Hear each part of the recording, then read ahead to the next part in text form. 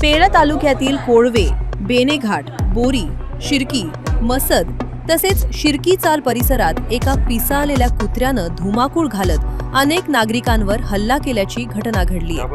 या कुत्र्यानं विविध ठिकाणी फिरत अंदाजे 10 ते 15 जणांना चावा घेऊन जखमी केले असल्याचं दिसून आले. कुत्र्याच्या हल्ल्यात जखमी झालेल्या नागरिकांनी तातडीनं उपचारासाठी उपजिल्हा रुग्णालयात धाव घेतली असून तेथे रुग्णांची मोठी गर्दी झाल्याचं दिसून आले. वैद्यकीय अधिकाऱ्यांकडून जखमींना रेबीज प्रतिबंधक लस व आवश्यक उपचार दिले जात आहेत. घटनेची माहिती मिळताच स्थानिक नागरिकांमध्ये भीतीचं वातावरण निर्माण झाले असून लहान मुले व ज्येष्ठ नागरिकांना घराबाहेर पडताना विशेष काळजी घेण्याचं आवाहन करण्यात आले. याबाबत पत्रकार विजय मोकल यांनी गट विकास अधिकारी, तालुका आरोग्य अधिकारी, संबंधित ग्रामपंचायतींचं सरपंच तसेच पशुसंवर्धन विभागाला संपर्क साधून परिसरातील आरोग्य कर्मचारी, पोलीस पाटील व इतर संबंधित व्यक्तींनी तातडीनं अलर्ट होण्याची आवश्यकता व्यक्त केली.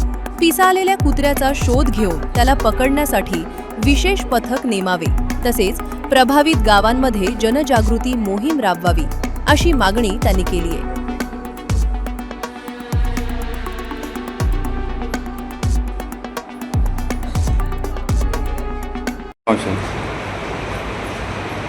तो मागवून आला आणि चावला मध्ये. मी काय चावलं, मी पाय झरकला, पाय सुटते तर पुन्हा युवा हात द्याला, किंवा असा मारते तर पुन्हा युवा दुसरून युवा हात द्याला.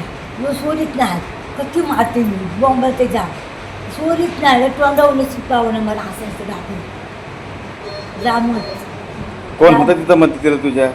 कोण नव्हतं ते बरोबर तिकडे रस्त्यावरती तिघ जण आलं.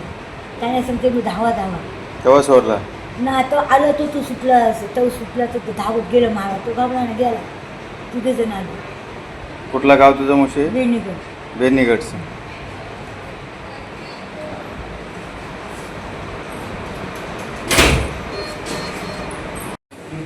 कसा चावला कुत्रा?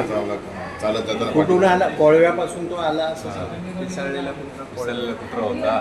तो डायरेक्ट आला, मी माझं लक्ष नव्हता. तो आला आणि डायरेक्ट पायावर चावला माझ्या. किती लाथा मला तो निघत सोडतच नव्हता. 3 वेळ चावला तो माझ्यावर. अजून कोणाच्या किती लोकांच्या काय अजून काय माहिती नाही गावात. धरूनच ठेवला होता. सोडत नव्हता. लाथा मारून शेवटी मी हातामध्ये ढकलला त्याला.